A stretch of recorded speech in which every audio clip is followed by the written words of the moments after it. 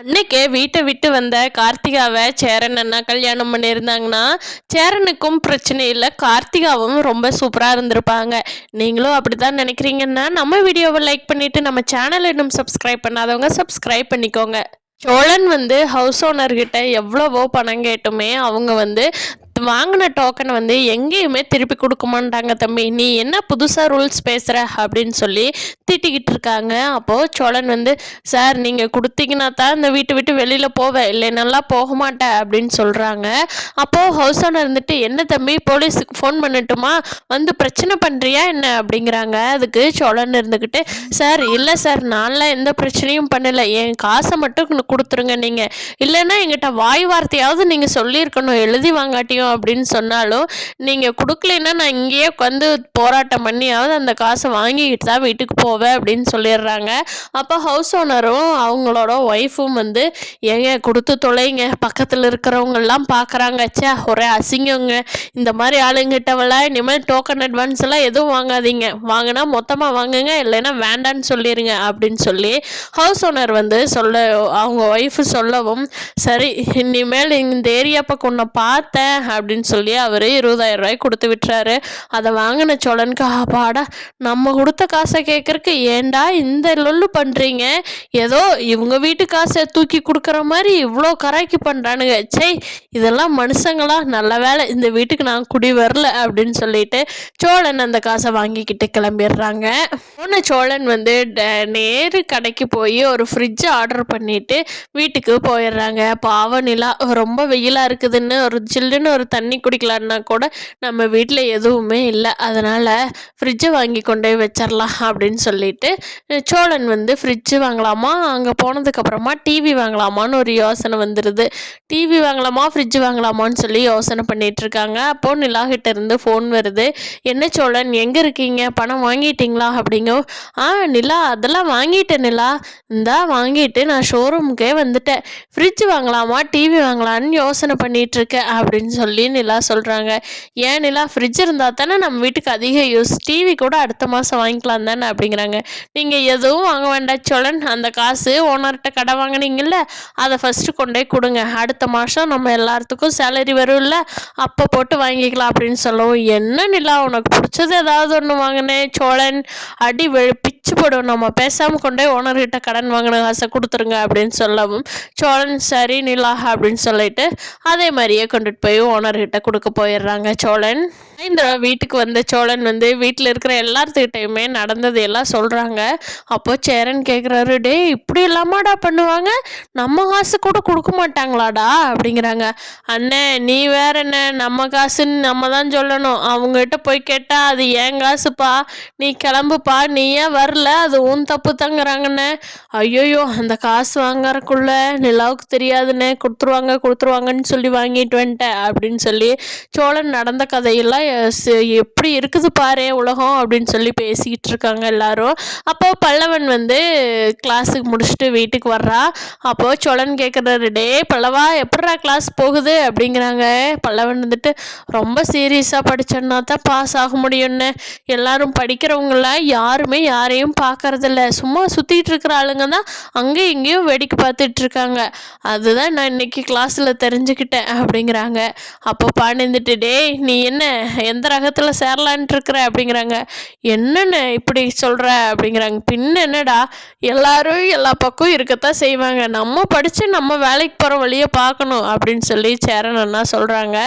அது பல்லவன் அண்ணா சரிண்ணே, கண்டிப்பாக நான் படித்து வேலைக்கு போயிடுவேண்ணே, கஷ்டப்பட்டு படித்தேன் நான் முன்னேறுவேண்ணே அப்படின்னு சொல்கிறாங்க.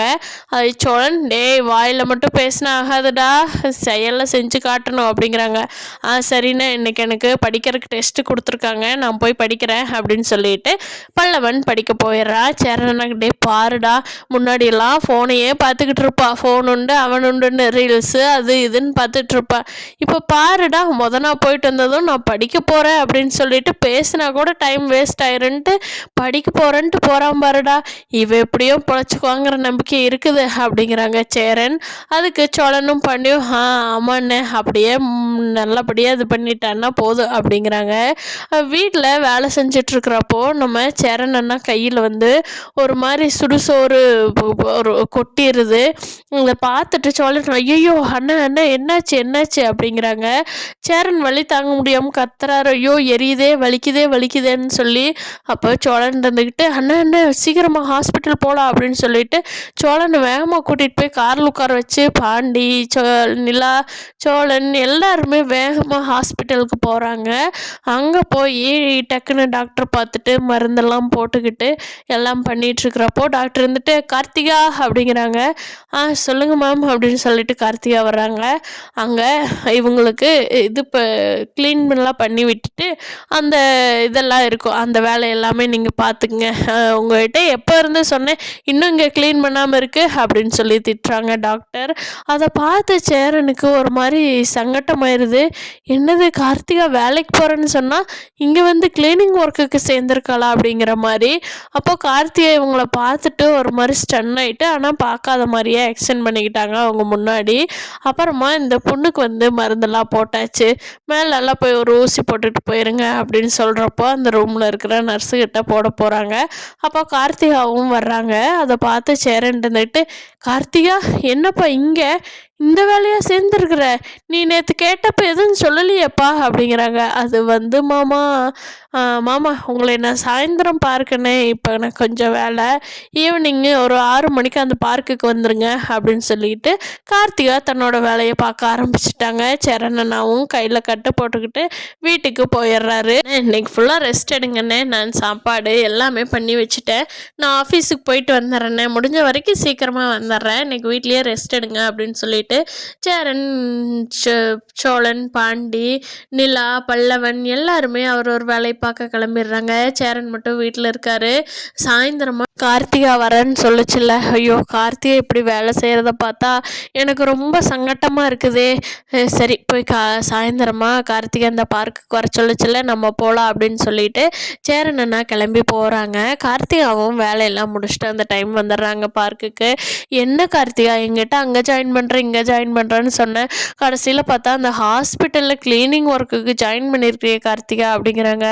ஆமாம் மாமா, நானும் எதுவும் நர்சிங்க்கெலாம் போகிறதுக்கும் நானும் அதை எதுவும் முடிக்கல, வேறு ஆஃபீஸ் ஒர்க்கு அந்த மாதிரியெல்லாம் நானும் தேடி பார்த்தேன் மாமா, எங்கேயுமே நான் எனக்கு கிடைக்க வேண்டிய சம்பளத்தில் எங்கேயுமே கிடைக்கல, இங்கே மட்டும்தான் இந்த வேலை கிடச்சிது, இதுதான் ஒரு 2000 ரூபாய் எக்ஸ்ட்ரா கிடச்சிதுங்க மாமா, அதனால தான் இங்கே ஜாயின் பண்ணிட்டேன் அப்படிங்கிறாங்க. என்ன கார்த்திகா இப்படி இந்த வேலைக்கு வரணும்னு உனக்கு என்ன இருக்குது அப்படிங்கிறாங்க. அதெல்லாம் ஒன்றும் இல்லை மாமா, வேலையில் எந்த வேலையாக இருந்தால் தானே, எல்லாமே நம்ம வேலை தான், சொல்கிறதுக்கு என்னங்க மாமா, அப்பாவும் வெளிநாட்டில் உடம்பு சரியில்லாமல் போய் அப்பாவும் அங்கேயே ஹாஸ்பிட்டல் அட்மிட் பண்ணி அவங்க ஓனர் தான் அப்பாவோட செலவையே பார்த்துக்கிறாங்க, ஹாஸ்பிட்டல் செலவையே. இங்கேயும் அம்மாவுக்கு அப்பப்போ உடம்பு முடியாமல் போயிடுது, இருக்கிற காசெல்லாமே எனக்கு சீர் செய்கிறேன்னு சொல்லி கொடுத்தே அம்மா அப்பா ஒன்றும் இல்லாமல் ஆயிட்டாங்க. இனிமேல் அப்படியே இருந்துக்கிட்டு இருந்தோம்னா ரொம்ப கஷ்டமாயிரும், நம்ம கொஞ்சம் நல்லா இது பண்ணுறப்பவே வந்து வேலைக்கு போய்க்கலாம், வீட்டில் சும்மா இருந்துக்கிட்டு இருந்தால் ஒரு மாதிரி யோசனையாகவே இருக்குதுன்னு சொல்லிட்டு தாங்க மாமா நானும் வேலைக்கு வரலான்னு கிளம்பிட்டேன். சரி இப்போ இந்த வேலை கிடச்சது ஜாயின் பண்ணிக்கிட்டோம், எனக்கு ஒன்றும் பிரச்சனை இல்லை மாமா, ஈஸியாக தான் இருக்குது அப்படின்னு சொல்கிறாங்க. சேரன் அண்ணாவுக்கு பயங்கரமாக கண்ணில் கண்ணீர் வந்துடுது. கார்த்திகா இந்த நிலமையில உன்னை நான் பார்க்கணுமா அப்படிங்கிறாங்க. மாமா அதெல்லாம் ஒன்றும் இல்லை மாமா அப்படின்னு சொல்லி கார்த்திகா ஆறுதல் சொல்லிக்கிறாங்க அவங்களுக்கு அவங்களே.